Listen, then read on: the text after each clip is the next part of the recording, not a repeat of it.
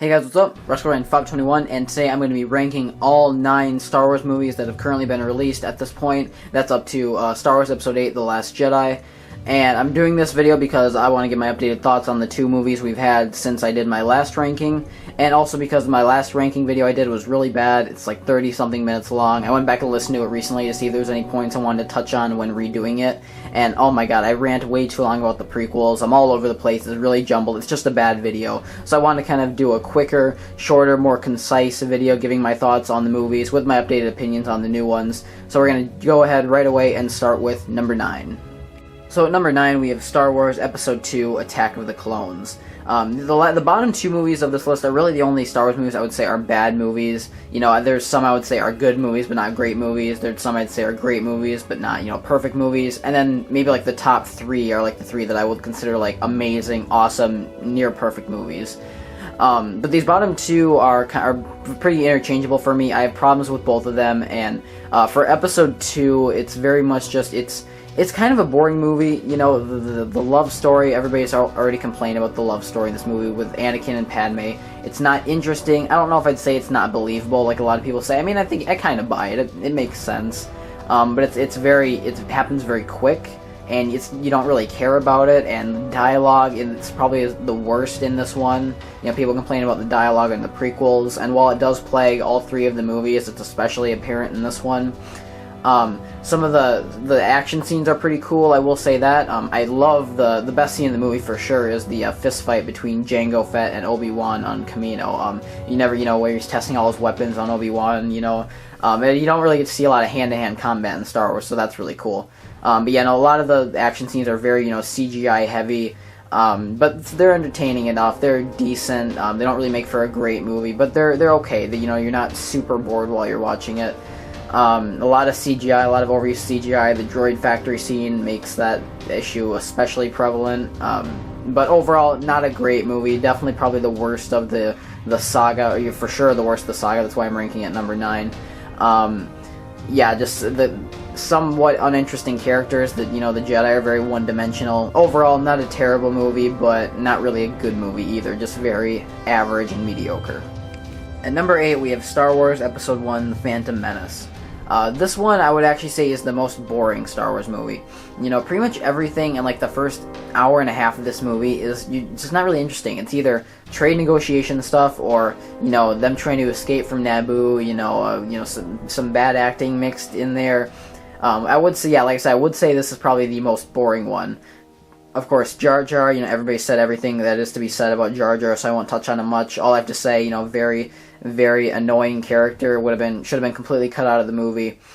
The pod race is very obvious. That was in there just to sell toys and games. They build up to it, and it's over in like 5 minutes, and it's not super interesting. It gets a little interesting towards the end, where it's like just Anakin and Saboba. But other than that, it's nothing special. It's just, kind of a race, like a Fast and the Furious set in Star Wars, really.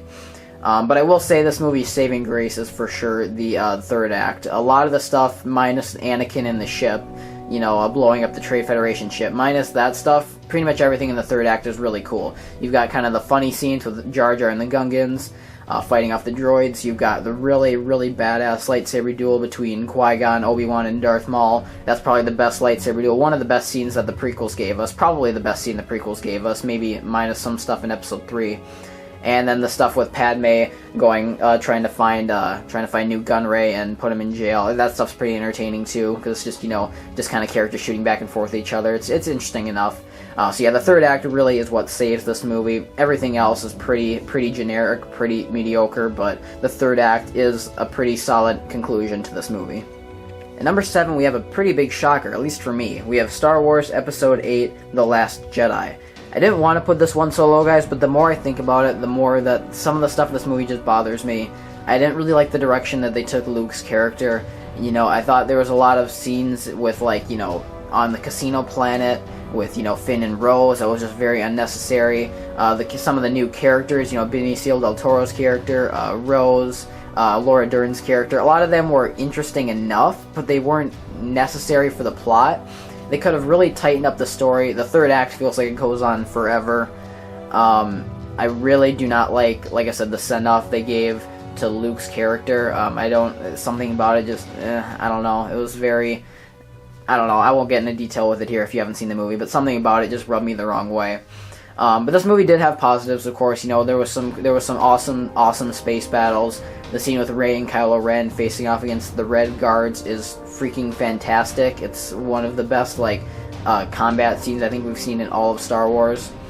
And overall, it's a decent movie. It's a pretty good movie. I'd give it like a 7 out of 10, I think, as what I gave it on IMDb. And overall, it's a good movie, but it's a kind of a letdown compared to the other Disney Star Wars movies we've gotten so far. It's definitely my least favorite of the three. And overall, it's good, but I'm hoping they bring it. Really hoping they bring it with Episode 9, because I think this new trilogy needs a little bit of redemption after The Last Jedi. At number 6, we have Star Wars Episode 3: Revenge of the Sith. This one is actually the one prequel that I will say I do like. I don't love it, but I do like it. Whereas the other prequels I'd give maybe like a 5 or 6 out of 10. I give this one a 7 out of 10. If I could do halves on IMDb, I'd even give it like a 7.5. Because this one, while it does suffer from some of the bad dialogue and kind of cringeworthy acting at times, the story in this one is a lot more focused. It's a lot more...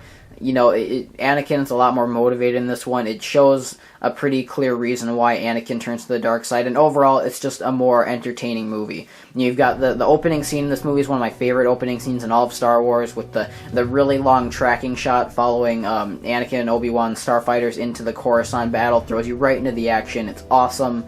I love it. Some of the stuff seems unnecessary, like General Grievous seems like a total filler villain, even as awesome as he looks. So there are things about this movie that bother me, but I don't really like that Yoda uses the lightsaber. I don't like that concept, but even with that being said, I love the Yoda and Palpatine duel in this movie. I love the Anakin and Obi-Wan duel in this movie, even though it goes on for like twice as long as it should. Like, seriously, the Anakin and Obi-Wan duel would be so much better if they cut it in half. Like, if they cut out everything from the part where they jump on that thing that starts floating around in the lava, that giant pillar thing, if that was like the very end of the battle, like if they cut it right there, then that would have been perfect, and then done the high ground stuff and everything. They could have trimmed a lot off of that duel and made it a much better lightsaber fight for sure, because it feels like it just goes on for far too long. But the transformation of Vader scene is fantastic. The scene where Anakin and Padme are staring out the windows, and it's like silence except for this creepy, eerie music. That is a beautiful, beautiful scene. No dialogue needed.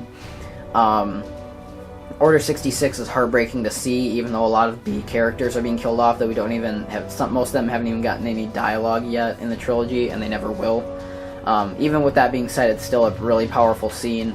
And overall, this is definitely, like I said, the best prequel, and the one that I would actually consider a good movie. This one is, it's more focused on the character of Anakin. It shows his turn to the dark side pretty well, and I feel like it's the prequel movie that we deserved. Minus maybe a couple of different flaws, I still had a lot of fun with this one, and it's one of my most nostalgic Star Wars movies, so it gets an extra point for that. At number 5, we have Rogue One, A Star Wars Story.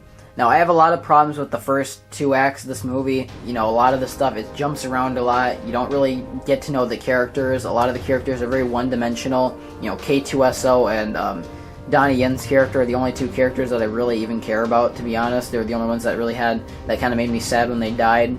But that being said, similar to The Phantom Menace, this movie really, the third act really redeems everything that happens in the first 2 acts, except for even way more so in this one than in The Phantom Menace.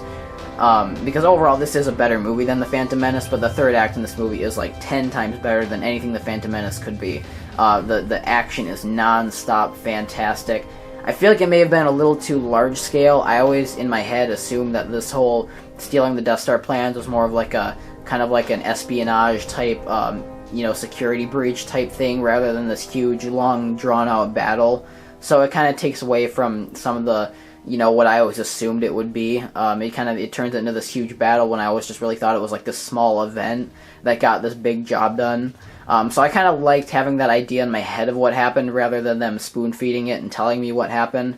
But that being said, like I said, the action in this movie is fantastic.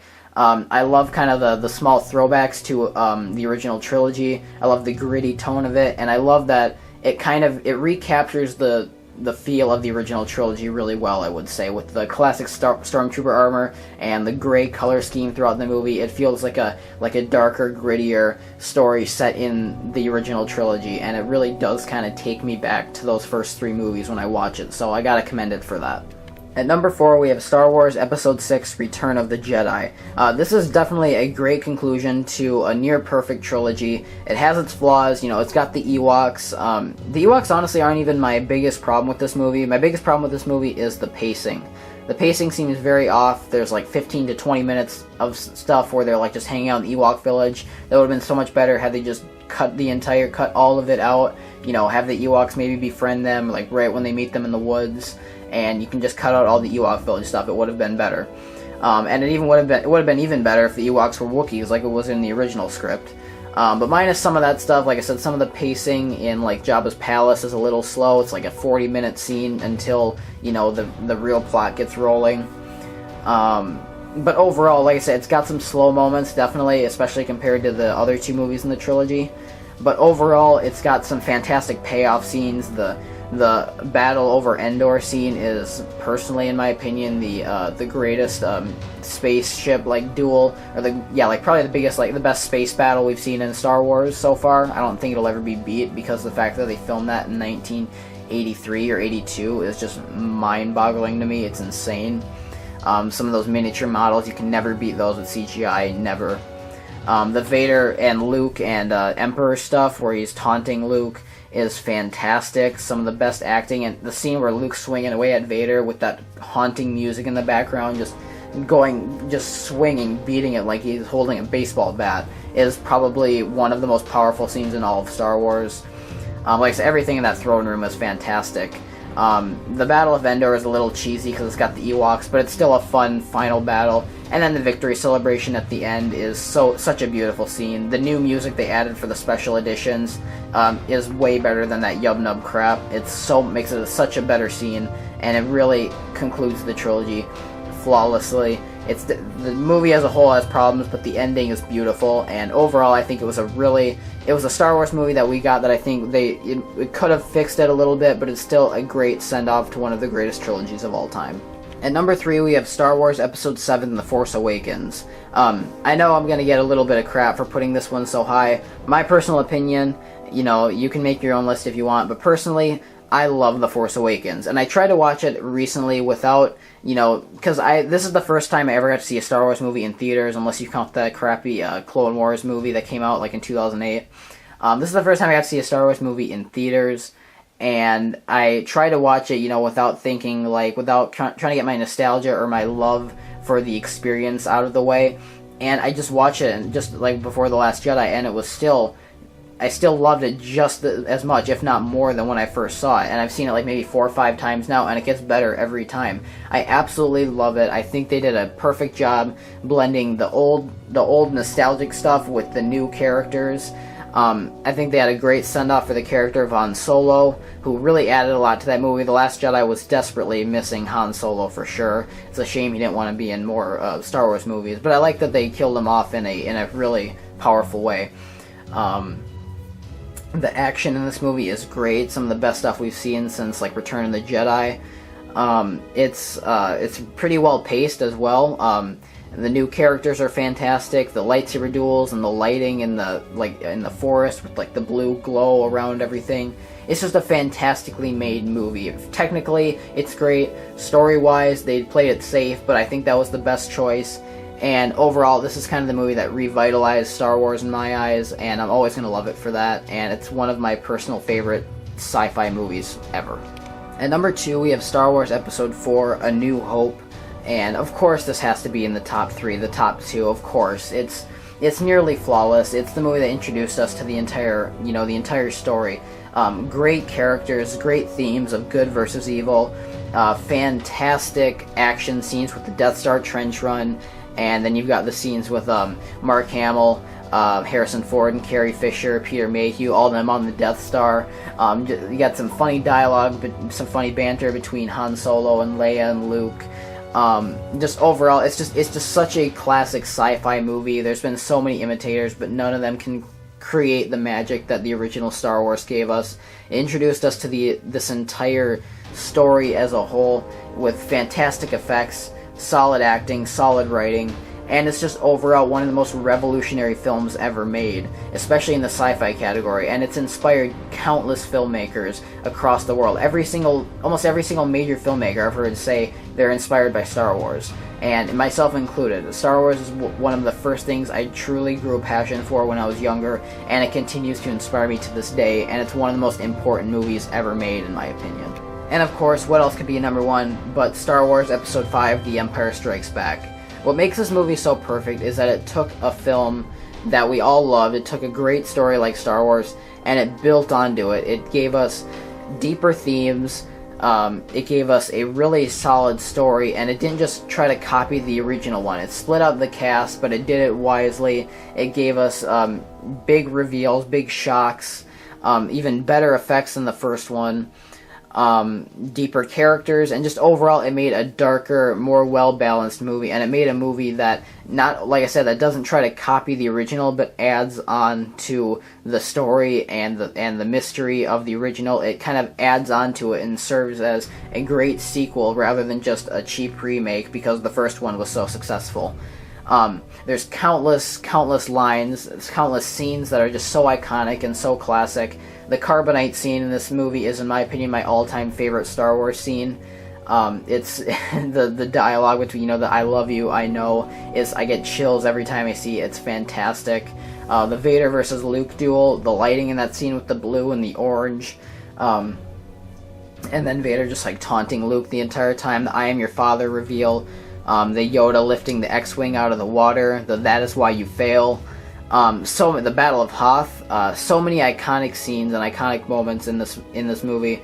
And like I said, I've said it before and I'll say it again, it takes what was a great original movie and it adds on to it rather than remaking it. It makes a great story that serves as an add-on piece to the original, and it pretty much does everything even better. And that's what I absolutely love about The Empire Strikes Back. It doesn't just remake it, A New Hope, it improves upon it. And any sequel that can improve upon the original is welcome in my book.